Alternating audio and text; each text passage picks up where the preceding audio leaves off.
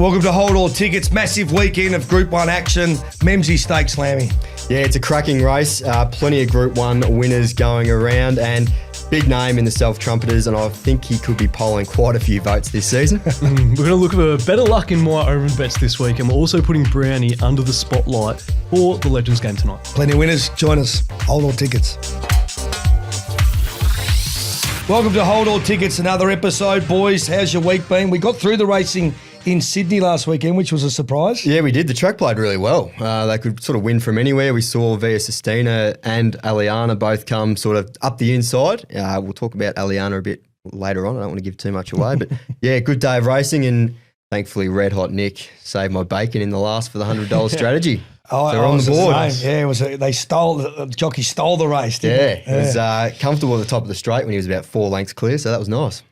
Unfortunately, a couple of my omen bets got scratched if you tuned in for those, which isn't great signs, but we'll look to do better this week for the omen bets. And I'm just happy that the footy season's over for me because I don't have to watch the Bombers anymore. But it's not quite over yet for you, Brownie, because you got the Legends game tonight. Yeah. And I saw actually last night, you got wrongly tagged. So if we just go over to the screen here, the Legends game post, they actually tagged Hodgie instead of you on that post. You'd have to be. They happy. must have just looked at the waistline because Hodgie's much bigger than I am. So, yeah, Mitchie Robinson, he wants to fire up a little bit, I think. That's a bit stiff there. So, on the Legends game account, tagging Hodgie instead of you. Good mistake to make. It's your birthday too, isn't it? Do you know, every now and then I've gone out in public and people have come up and said, "Oh, how are you, Hodgie?" And if it's a much better player than you, you never correct them. Yeah, I can't say I cop that very often. Autumn Glow via Sistina win. Nervous moments probably for some, but can they now be beaten for the rest of the spring? Because they were the first up races that might have been a little bit sceptical. Yeah, I thought if Via Sistina was going to get rolled, it would be over 1400 first up on a heavy track as well, but she got the job done. Autumn Glow, yeah, a few hairy moments in the straight when she was trying to chase down Gangster Granny, but strong through the line, and yeah, I can't wait to see her over a mile whenever that is. Massive day of racing on Saturday, obviously. 10 race card at Caulfield, the Heath, and the main races, the Memsie. 25 Group 1s between this field. It's an extraordinary field. How do you see it playing out? Look, Mr. Brightside is there, the old champ. I mean, as you mentioned, there's a lot of Group 1 winners in there. We've got another Will who won the Group 1 CF4 Stakes over this route earlier. Top 2 in 7 of his 1,400-metre races. So he just never runs poorly over this distance. The speed map is interesting. There doesn't look to be a heap of speed. You got Here to Shock leading. I've got Here to Shock leading.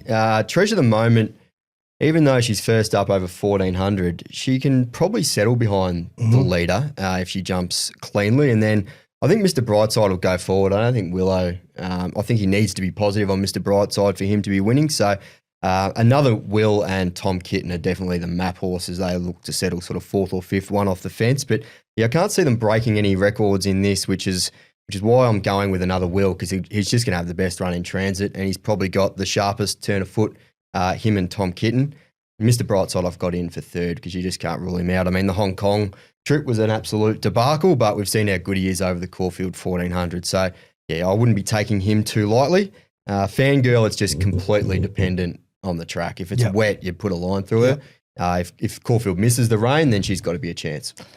Do you think the market has got this right? Another Will is the starting favourite at around $4.40 at the moment. $5 Fangirl and the rest of the field.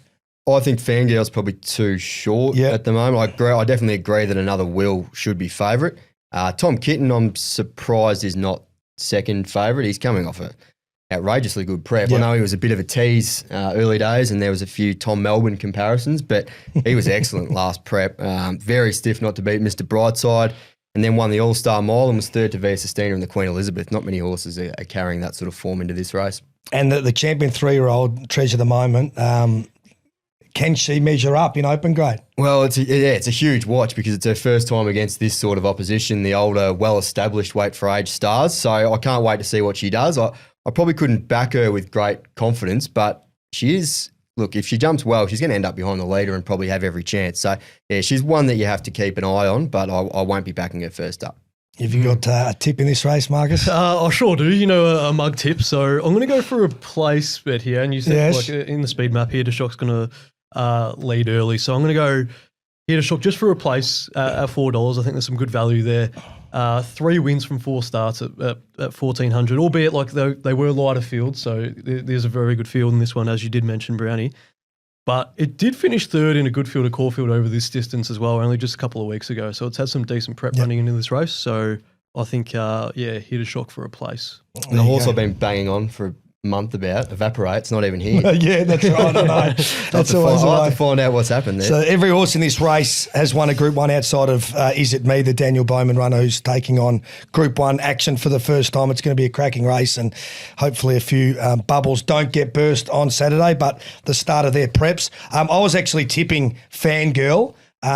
Really good first up horse. Never been to Caulfield before, obviously, but as you mentioned, weather dependent there. So if it runs and it's not too wet, I think $5 is a little bit of a play.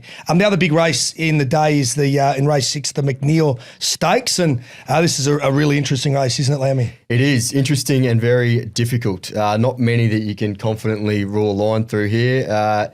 Speed map, I think Vinrock could potentially end up in front by default. He's probably the only sort of natural leader that's drawn really well. High Vol, I think, lobs just behind the leader. Not sure what the tactics will be on your boy Magor from the outside gate, whether they go forward or ease back. But for me, with Vinrock leading, a lot of these have bigger fish to fry. I mean, him included, but 3 from 3 does everything right, probably lobs in front. He's the way I'm going.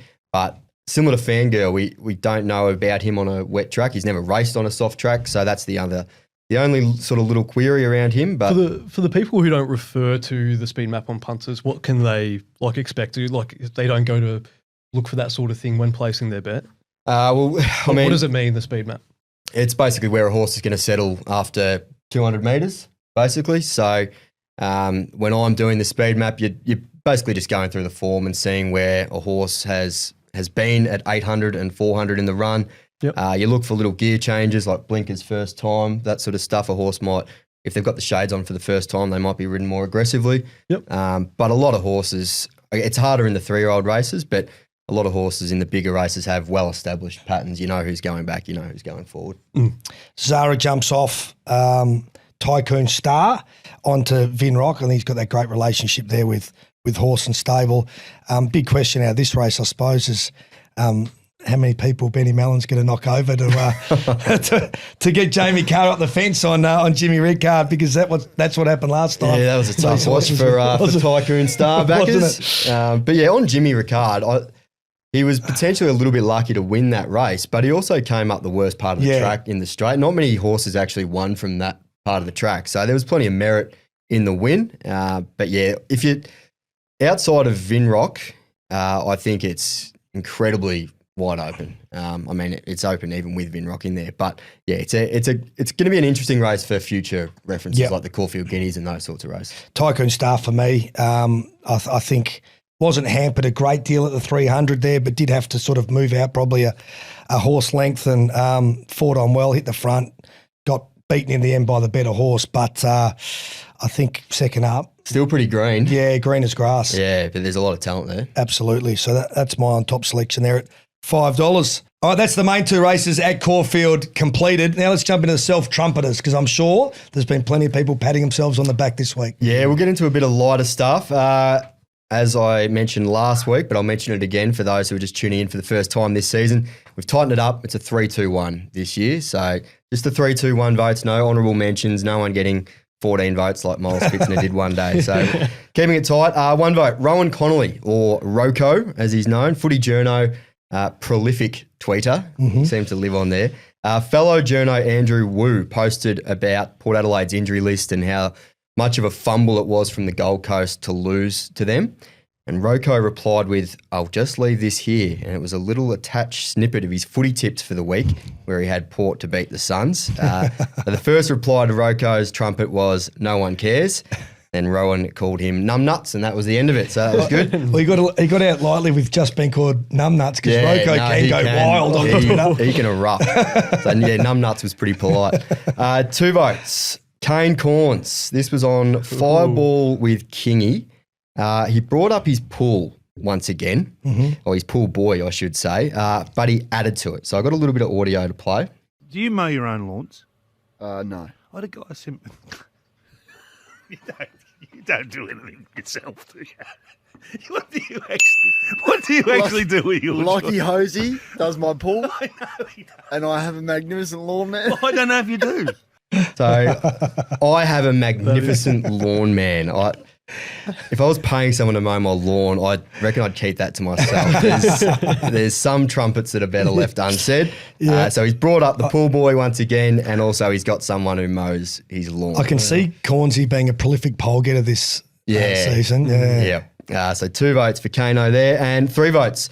Bruce Snowy Clark. Self-trumpeting also includes self-insertion. No one does it better than our boy Bruce. Saw a couple of examples of it from the week, which is why he's getting multiple votes. 7 Horse Racing posted a clip of Mick Price dancing, or sort of dancing, it's kind to call it dancing, to his chosen entrance song. Snowy replied with a link to his own podcast from many, many years ago with the caption, "The old Snowy and AD podcast." So a bit of third person there as well. Mick burst out of the barriers with New York. So he's got in there and directed people to his own podcast.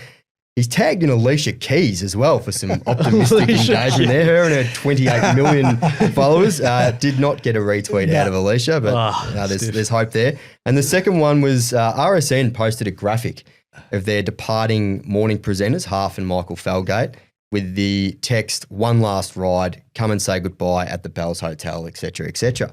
So a final celebration of those guys on RSN. Snowy replied to the post with, "I had my last ride a few years ago on Sport 927, Racing Central Monday to Friday and on the punt Saturday.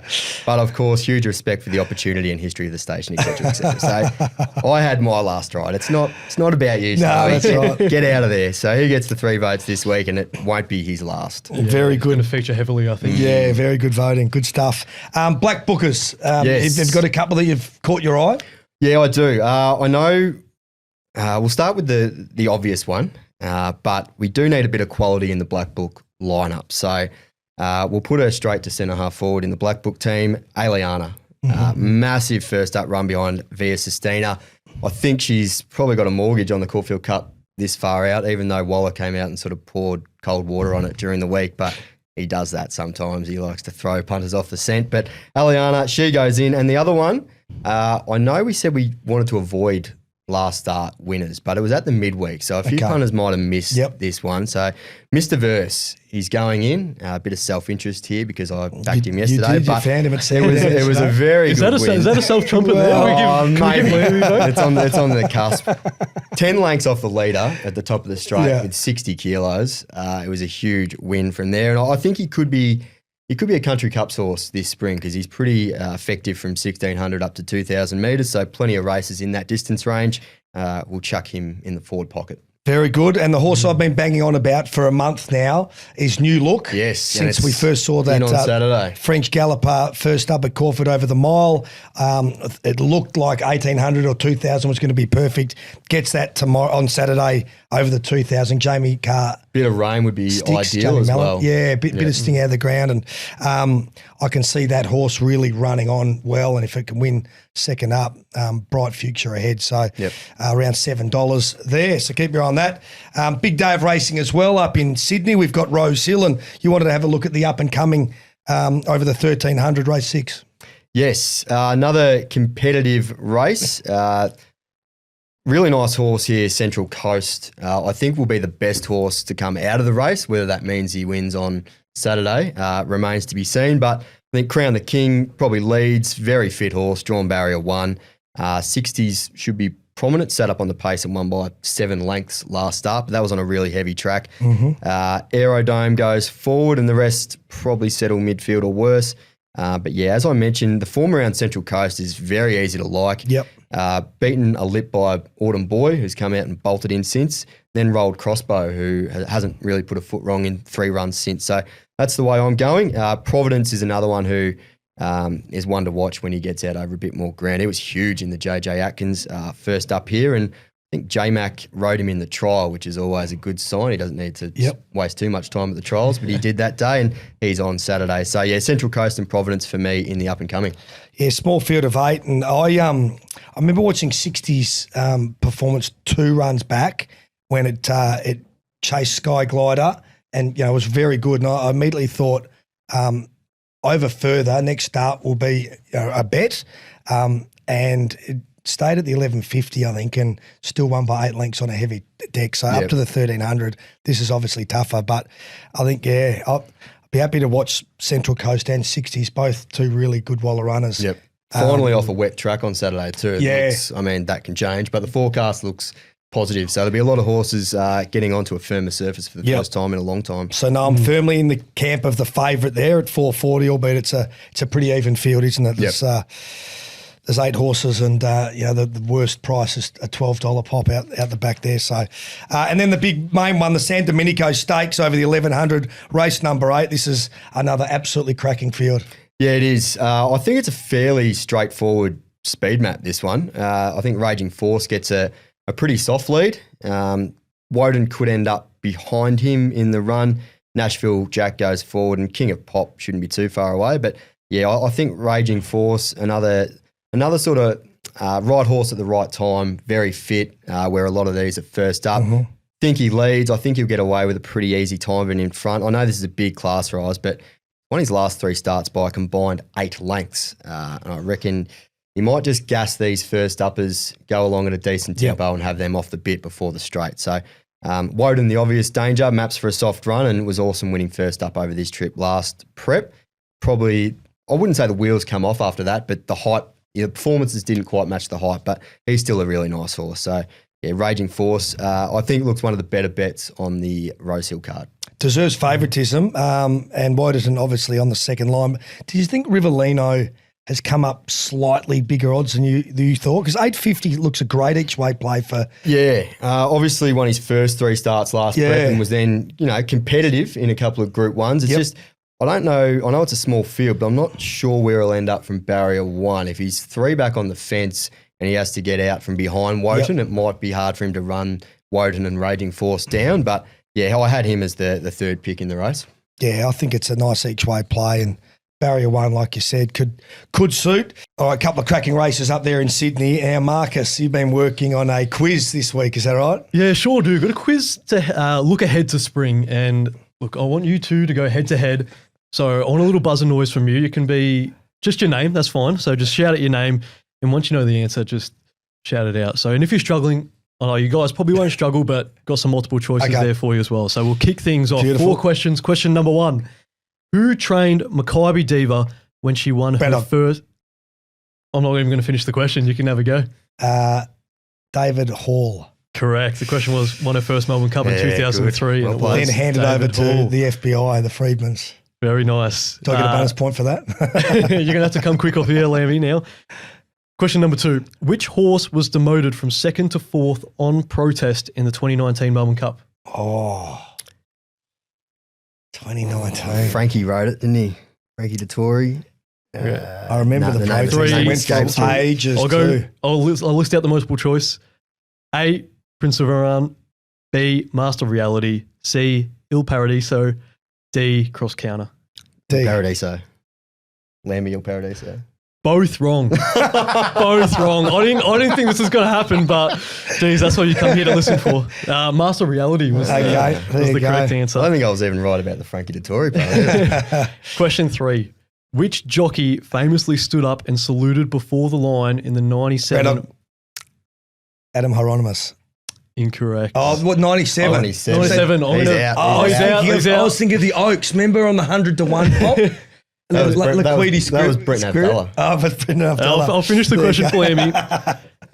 Which saluted before the line in the 97 Melbourne Cup thinking he had won only to be beaten? Greg Hall. I should have waited. That is correct. So it all goes down to the final question now. It's one apiece. Who's going to be the winner? Let's find out.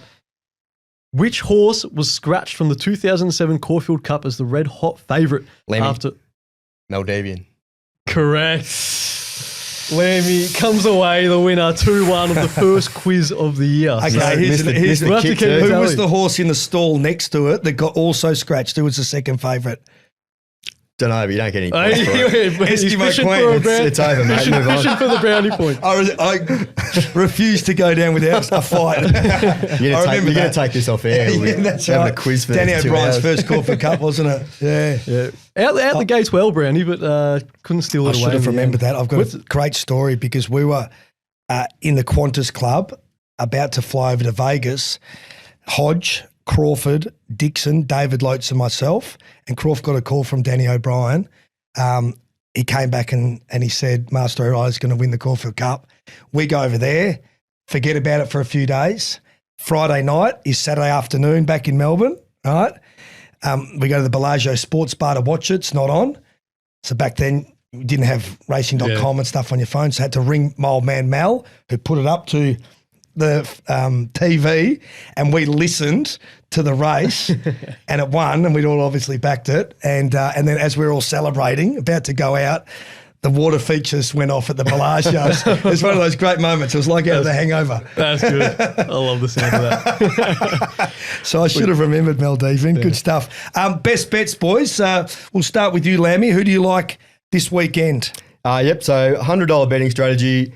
Again, I'm going to play on the home deck. Races 8, 9 and 10 at Caulfield. I won't go the system parlay this week. I'll keep it a bit more straightforward for poor old Broads over there. Race 8, $10 each way on GG's Miss Truth at $17. The Tassie Galloper. Fresh record's good. Maps for a nice run. 3 from 4 on soft, so probably want a little bit of rain to arrive. I'll have 30 the win on another Will in the feature race and 50 the win on Sepples in the last. I think they toyed with the idea of going to the Memsie, but they've taken the softer option here. A lot of stayers resuming, whereas Sepples is a genuine 1,400 metre horse, won 3 from 3 and was a big winner on a soft 7 track over this distance last campaign. So another one, probably want a little bit of rain, which it looks like we're going to get on Friday. So, 50 on Sepples in the last race. Nice. Good luck, Marcus. Yeah, I've got a few Omen bets this week, which I think are going to do a little bit better. And Saturday, we're going to start at Morphettville, race 8, number 4, cash. I mean, if it's not going to win you cash, then just bin it off for the rest of its career, I reckon. And now for a couple of more, we'll see how we go here with these ones, but we'll start off with Russian Ripper, which is nominated for a race, I believe, down in Warwick on Sunday. I think it's just going to have. It's going to have a. How'd you find that? Yeah, the punters, of course, mate. Where else would I find it? I think it's going to have a good supplements program. Let's just say that the Russian Ripper. So, and that's all right. I can say that, guys. I'm an Essendon fan, so it'll be fine. But I would be a little bit disappointed if Putin isn't the shirtless jockey on there for the horse. And for a similar reason, I'm going for another horse nominated in race 2 in Toowoomba, and it's Downey. Similar sort of reason. Robert Downey Jr. Obviously, like we all know, he's off the field antics. So I'm going to go there. And based off its recent running, it's finished 9th, 4th, 5th, and in 3 of its last 4. So I think it's going to have high odds. So, I've got a feeling it's going to be a little bit slow. All right, good stuff. Good luck there. I've got 2. My best of the day last Saturday got scratched, and that was without parallel from Eagle Farm. So the Matty Dunn runner goes to Sydney Saturday, race 7, number 10. It's 4 from 4, bolted in a highway nearly a month ago now, and got 2 kilo claiming apprentice. It's 360. I can't see it getting beaten, so the picket fence will continue. And Gold Coast, race 1, number 2, Lorado. It's a big watch. Matty Hoysted trains it. It's trialled up okay. It looks like it's found the right race, and I'd be very surprised if that doesn't get the job done. I'm not sure what price it would be, but I would imagine it'd be pretty short. So having $50 on Without Parallel and $50 on Lorado, and hopefully we can get the jockeys. Like it. Like it a lot. All right, so there are our best bets for the weekend. What's on for the weekend, lads? Are you going to the races? No, my weekend will be, from now until Sunday, a lot less active than yours will be. You've got the Legends game tonight. I think old mate over here wants to hit you with a few, get the spotlight on and ask you a few questions. Speaking of, we'll be going for AFL today as well tonight, but so we'll keep a keen eye on you, Brownie. Well, I've got a few questions for you about just who's going to participate tonight and what's going to go on. So who's most likely to take it way too seriously? I think Tommy Sheridan, because he's worried that he'll embarrass himself with that feud he had with Kane Cornes earlier this year. Okay. Spotlight's firmly going to be on Kane's the runner, so I'm sure that he's going to give him plenty of feedback. But he's been training, he's been going down the park to kick the footy. That's way too serious for a charity. Now with the mid-season draft, I think a few of them might put their hand up to come back in as well. But who's going to pull a hammy first? I reckon like $1.10 odds, probably you. I've never done a soft tissue injury, so I'll be disappointed if I did tonight. Yeah. Mind you, I won't be really breaking out into too much of a sprint. I'm going to say Brad Sewell. Brad Sewell. Yeah. Oh, okay. Yeah. What about suspension though? He might be high up there as well. He doesn't run fast enough to do a string, does he? Hammies are made out of paper mache. Suspension. There's a few very hittable blokes on the All-Stars team, let me tell you. But name any names?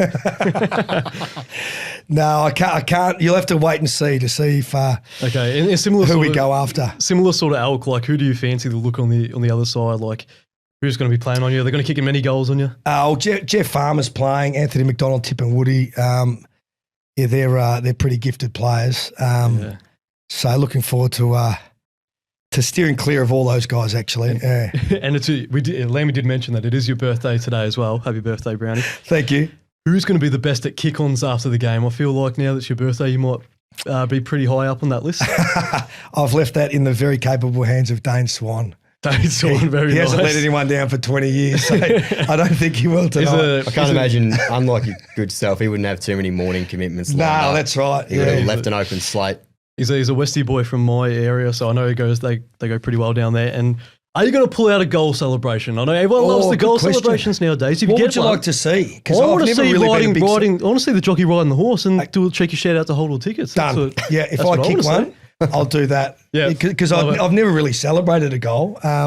But yeah, I promise you, if I kick one, you're going to do it in style. I'll do the hold all ticket celebration. I love it. Good stuff, guys. Enjoy. I'll check myself out of hospital on Saturday morning. I'll be in that much pain and might make my way down to Caulfield to cheer on the Group 1 action.